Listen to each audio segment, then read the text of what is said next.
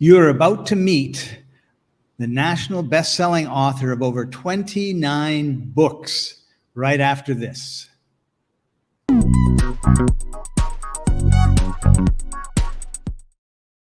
Welcome, everybody. I'm Scott Patton. I'm your host. This is the Black Friday week live stream series.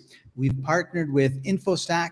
Every Black Friday, they have this massive sale. They get together with a whole bunch of experts and put together bundles of products, and they call them super stacks. And we'll be talking about that in a few minutes because one of our guests today is the contributor to one of the super packs.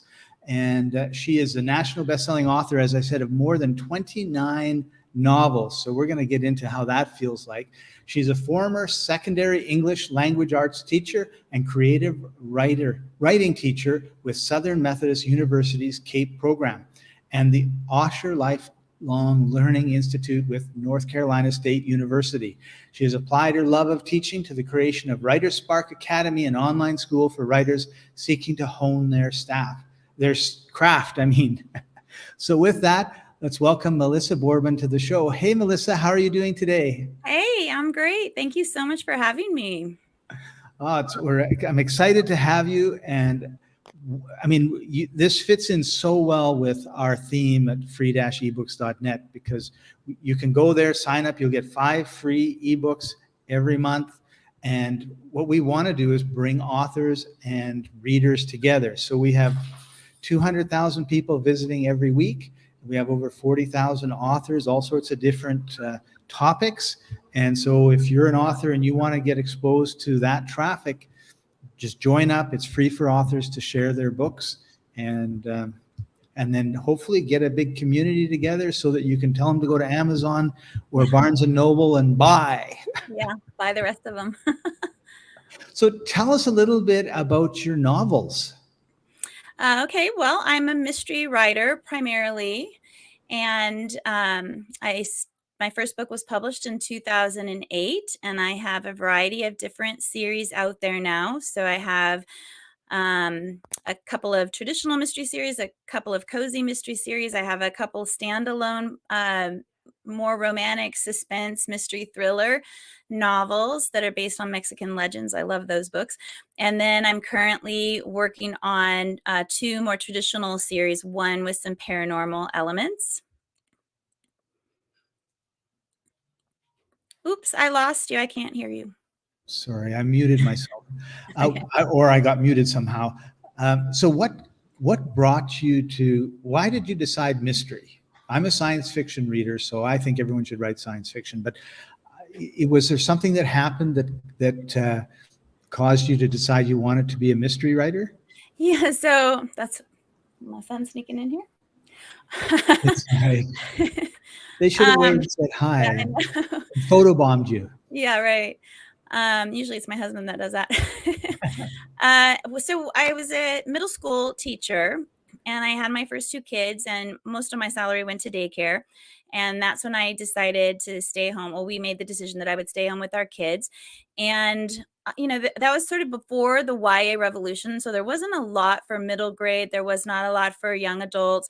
And so I thought just to kind of keep my brain active and not turn into, baby mush, that I would write. I've been an avid reader for, since forever. My dad was the one that said, you must read 30 minutes before bed every night. And that turned me into a big reader.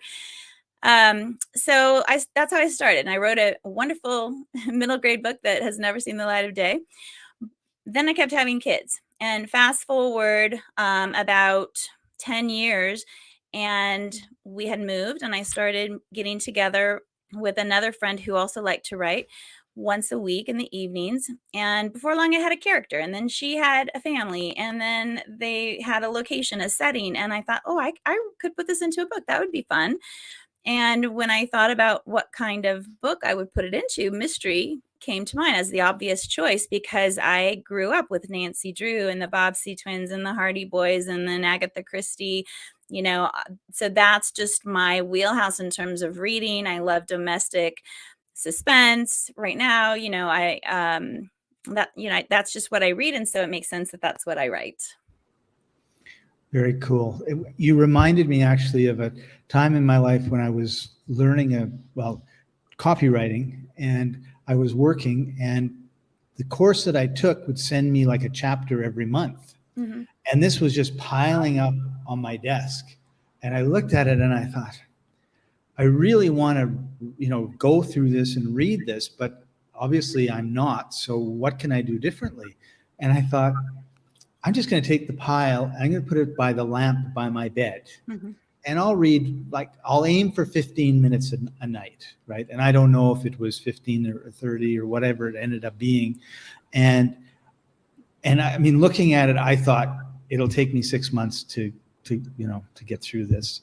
And in about a month and a half, I was caught up. And I was just shocked, So I always think it's important to try to set yourself up for success, right? Like, Right. put it where you're going to see it and use it, right? It's like if you think you should eat more fruit, but the fruit's in the garage in a box. Right. Slice it up and leave it on the counter. Yeah, That's right. Where you're going to eat it. Right. So with authors that are starting out, what is your recommendation? Like how, if I wanted to start writing some novels, how would you recommend someone start? Well, obviously, you should go to WriterSparkAcademy.com and check that out. We've got tons of articles, tips about writing, and then I have online self-paced courses, one called Ready, Set, Write, that is all the nuts and bolts that you need to really understand the components of a novel, and then the field guide to writing a cozy mystery, which takes you through the process of writing a cozy mystery.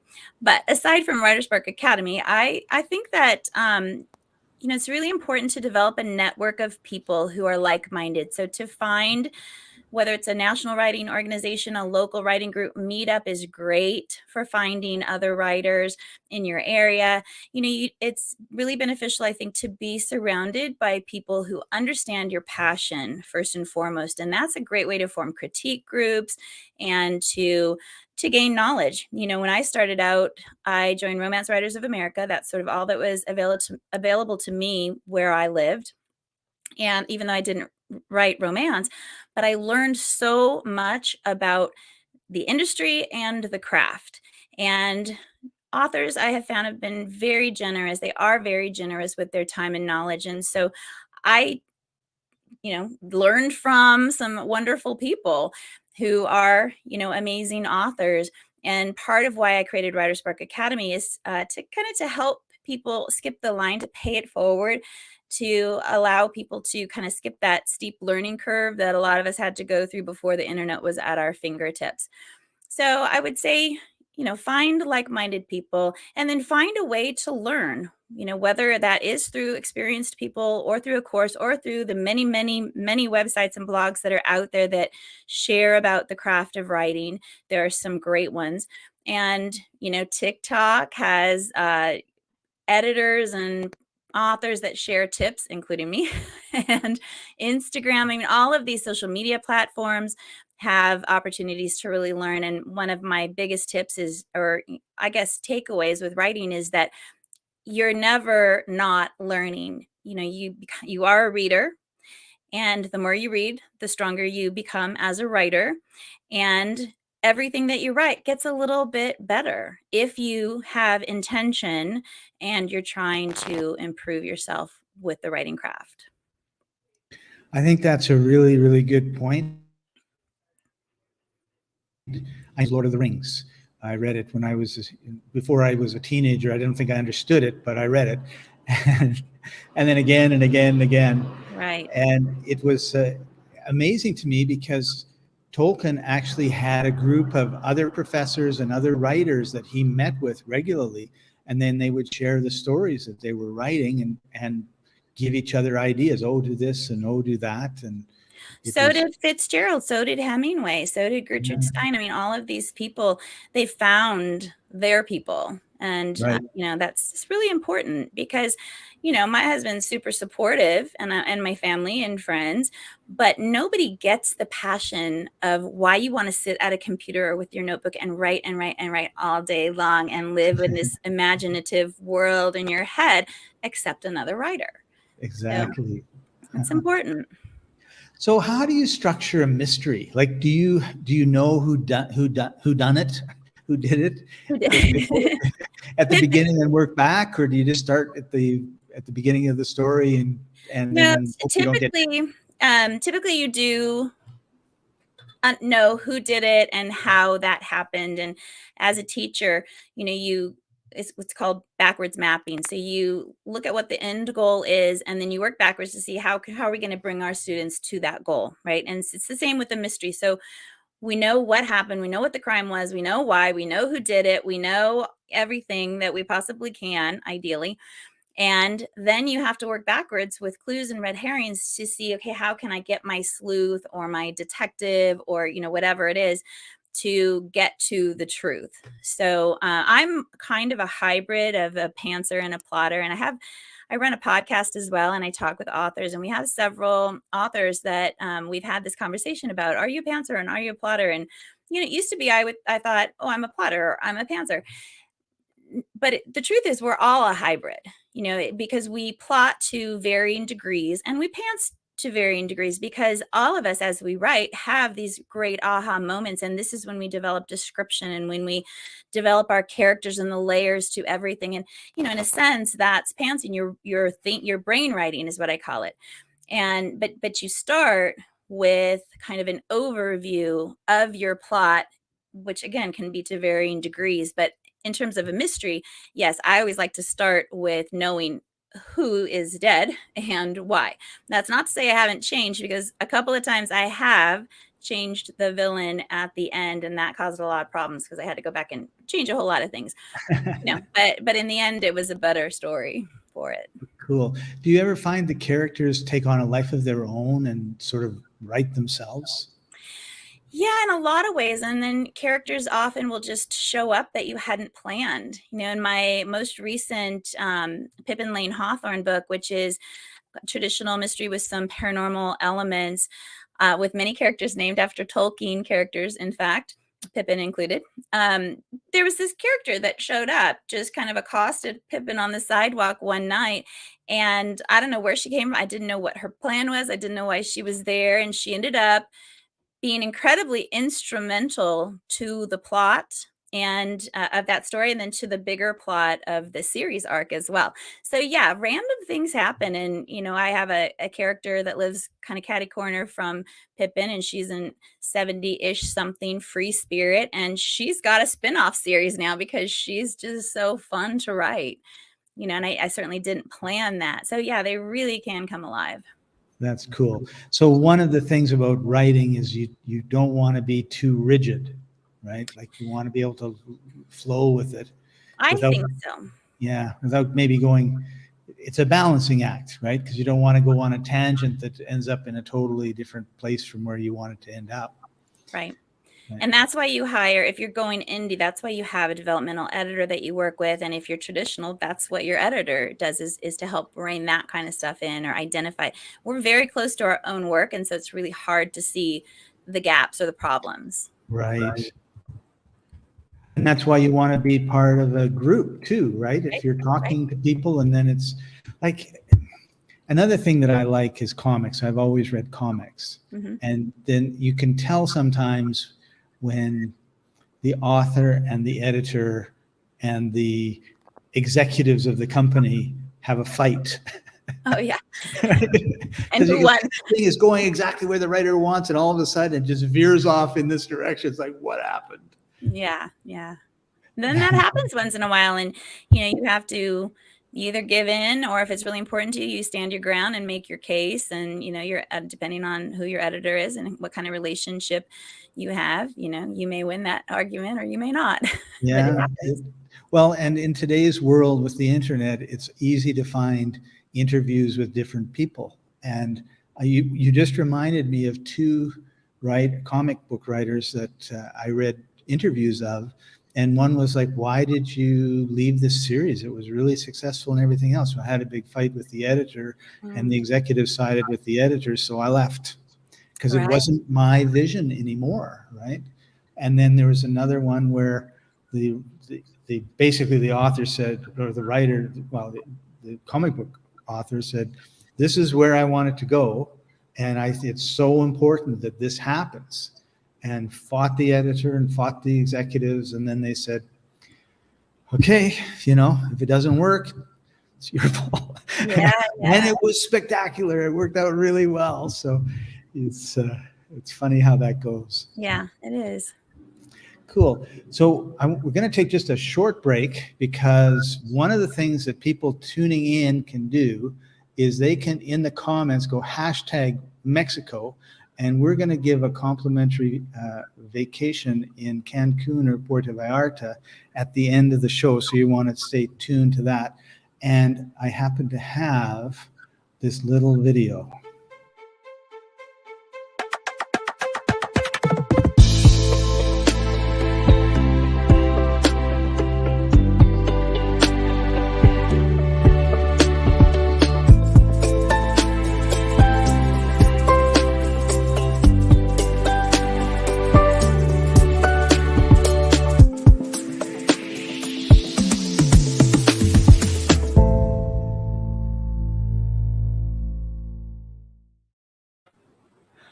All right, Melissa, you can't tell your kids to get on here and #Mexico for the next 20 minutes. That's so funny. One of my kids came in Sunday. 3 of them live in LA and I'm in North Carolina. He came from Mexico. He was in Mexico City and Oaxaca. And my 2 oldest are in Mexico right now. So. Oh, wow. Yeah. That's awesome. That is really, really cool. So let's talk a little bit about the writer's craft and WriterSpark that we've got in the Superstack. And okay. We're going to start with this.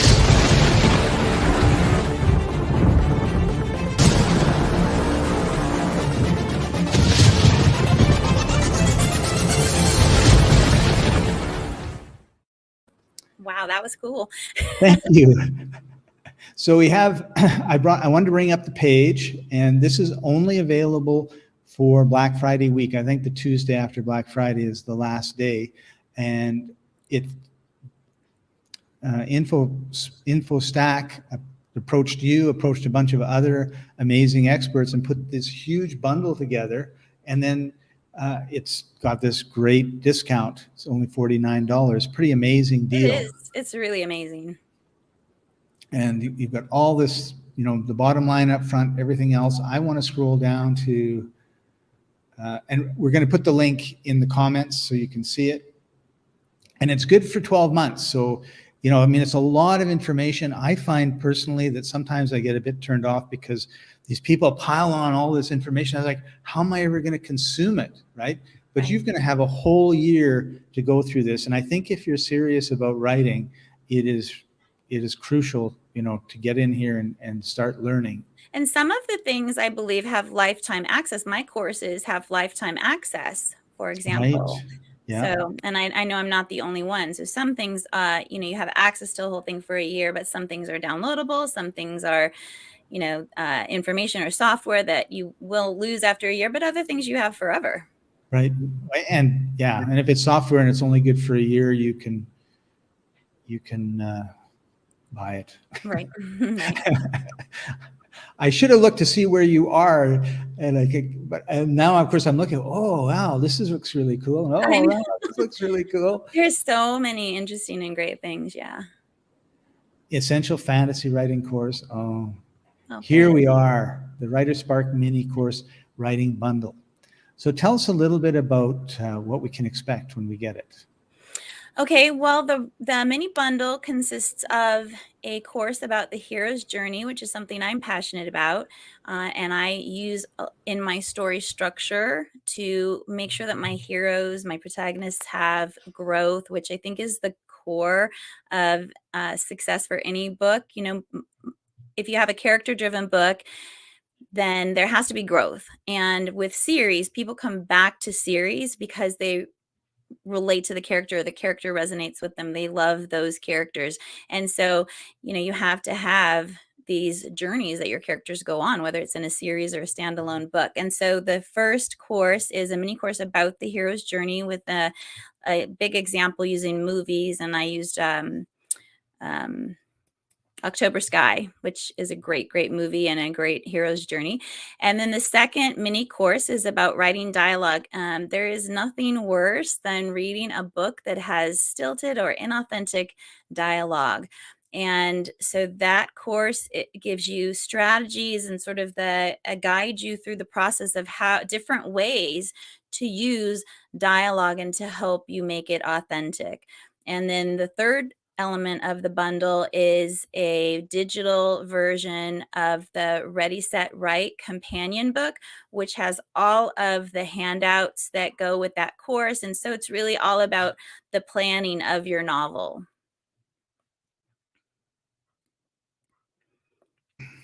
Very, very cool. And I keep muting myself because there are noises, and also I don't want to have anything distracting from what you are doing. And then of course I forget to unmute myself. So that's really amazing. So one question that I had, you mentioned the hero's journey. Can you tell us a little bit about like what is the hero's journey? Yeah, so the hero's journey started with Joseph Campbell decades and decades ago, and he studied mythology and the monomyth, and he identified a pattern that stories follow, that heroes follow within mythology, and it's a pattern that we as humans relate to. And so that's kind of where it started. And then Christopher Vogler, I can't remember the year, but he took that information. So Joseph Campbell wrote the book Hero with a Thousand Faces. And then Christopher Vogler took all of that information and kind of turned it into his own thing. And it's called The Writer's Journey. And that's his book. And from there, he crafted a pattern, a pattern of elements that every story should have, and it has become the blueprint for Hollywood ever since. In fact, Will Smith's memoir that I listened to maybe about 5 months ago, he references it. Steven Spielberg gave him a copy of the Joseph Campbell book, and he said he read it and learned about the hero's journey, and it was life-changing for him in his movie roles. I mean, it gets really powerful when you understand the elements of a story, and most of us probably write that way anyway, or we incorporate so much of it, but to really understand what they are and why they work, and then to use them intentionally, just can really level up your writing. It makes a big difference when you do it intentionally rather than accidentally. Right. And exactly. Yeah, that's awesome. All right, well, we have one more video here that I made for you.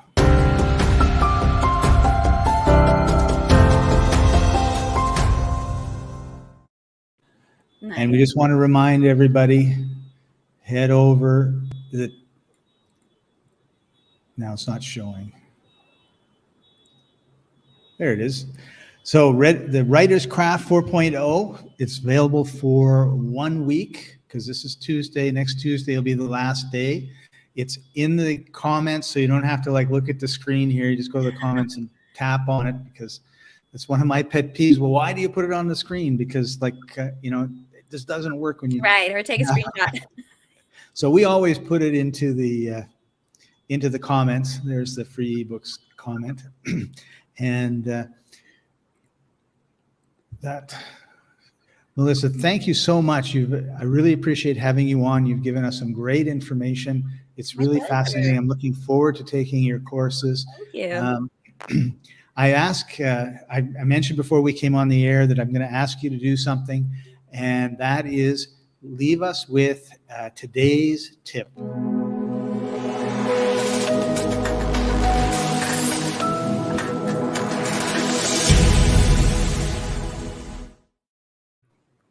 Okay, before we get to that, I do want to say for Black Friday, the 2 main courses are 50% off. If you go to WriterSpark Academy, you'll get all that information. I have a lot of writing tips. I'm on TikTok at bookishly_cozy, where that's all I do pretty much is give writing tips. But if I had to give one today, I would say don't give up. I was a daughter, a mom, a teacher, a wife, all of these things. And I had this hankering to write a book, and I got a lot of rejections. And that was during the time when we had to put the query letters in the mail with a self-addressed stamped envelope, and you're checking the mailbox, and then you suddenly get back the rejection. And I had a stack of them, just like everybody else, every other author. And the difference between the people that succeed and end up having a career and those that don't is that those that succeed or have that writing career did not give up. They were able to separate the personal from the business. And that's really important. It took me a while to get to that point, because your writing is so personal. And when you get rejected by editors or by agents, you feel like it's a slap, against you personally and everything that you've written, when that's not the case at all. There are all kinds of reasons that writers get their work rejected. And so you really have to develop that thick skin and understand that it's a business, and push through and persevere, because you can succeed. And now with indie publishing, there are just so many opportunities to find the success that you want as an aspiring writer, as a new writer, wherever you are on your journey. So don't give up. That's beautiful advice. Thank you so much. And thank you, everybody, for joining us. This is free-ebooks.net, and you can join there for free and get 5 free ebooks every month. And if you're an author and you've got some of those rejected books, we will accept them. Well, we don't really do any editing. Like, we read through them to make sure that there's nothing in there that's like inappropriate, and generally check to make sure that it's the sentence structure is like a real sentence. But we don't judge we don't say, we're not accepting that book because that character, I don't like them. Right. As long as it's like coherent and a real story and everything else, it's up to the readers to judge. And our mission really is to connect readers and new authors, or maybe, I don't want to say unpopular authors, but I mean, there are the authors you see every time you go into Chapters or Barnes & Noble. And we think there's thousands of people out there that have a story that they want to share. And at free-ebooks.net, you may get 10 readers, you may get 100 readers, you may get 1,000 readers. We don't know. We have 200,000 people coming every week to the site, but we've got tons of different categories. So you're not going to get exposed to all of the traffic that comes, but you get some of it. And if we can help join the readers and the authors and help them have a better life, that's what we're really all about. So make sure you go over to free-ebooks.net and tell them Scott sent you. And we'll see you next time, everybody. Bye for now.